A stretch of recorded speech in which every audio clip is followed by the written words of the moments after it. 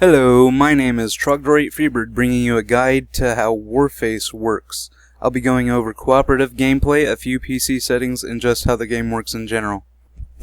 Keep in mind I'm only going over the basics for those who are new to the game, and will only be going over the normal starting experiences, not the more advanced ones. One quick thing to note for those who are playing the game on PC, the game doesn't run quite as smoothly as one would hope for graphical fidelity you get, but it doesn't run terribly, so it is worth playing if you're into this style of gaming.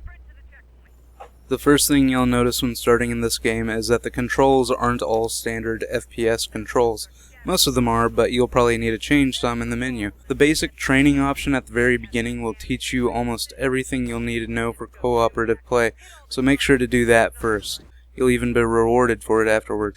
In the upper right corner of the co-op section is the settings menu, which you can then change things like the controls, graphics, and even your crosshair. It's easy to use and has enough options for control, though I do wish they had more graphical options to mess with. In the top bar you can check the inventory system.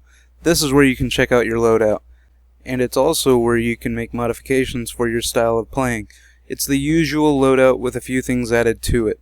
It has primary and secondary slots like any other first-person shooter, but it also has a melee slot special for things like ammo, and your grenades are in a pockets section, as seen here. There are also consumables, although I haven't seen what those are just yet. You even have gear. After you start earning other pieces of gear, they actually do something for you in-game. They're not just cosmetic. There are also miscellaneous and skin sections, but I ignore it because that's where you buy things with real money. I haven't seen it become too much of a hassle, and I don't think this is a pay-to-win game like many others, which is a change. You can buy coins, but they don't seem to be too important so far.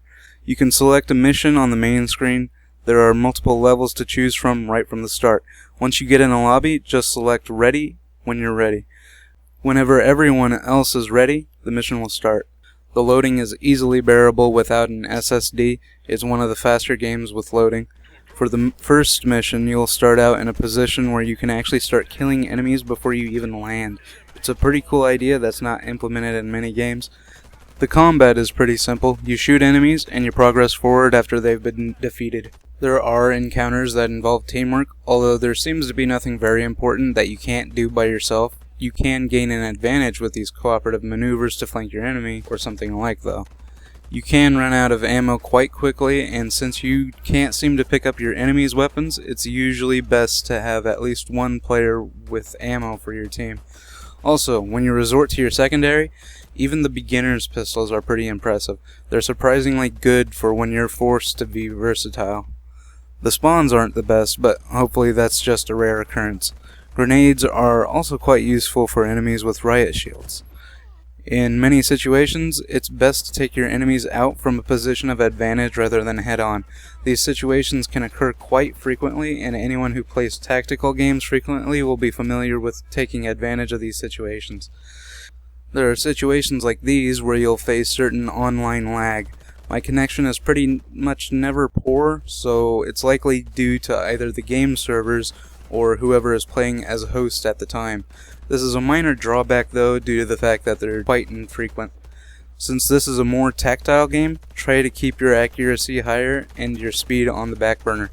Your ammo is usually more important than taking out enemies as quickly as possible. When you're stuck in a very defensive position, then you may be able to get away with being faster rather than more accurate. But those situations, at least at first, are very rare in comparison. Also, there isn't any friendly fire from direct shots, so you won't have to worry about your teammates trolling too much. Hip firing is a surprisingly useful option. You can almost just run around hip firing everyone, although it's not very accurate at longer ranges, so you do still need to use your sights often. Reviving your teammates is pretty easy. You just have to be near them, press whatever key you bound it to, and your teammate will be up in less than 3 seconds.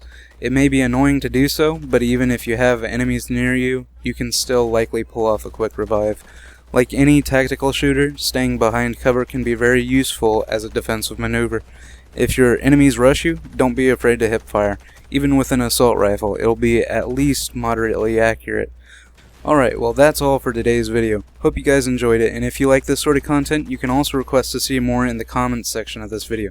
Thanks for watching.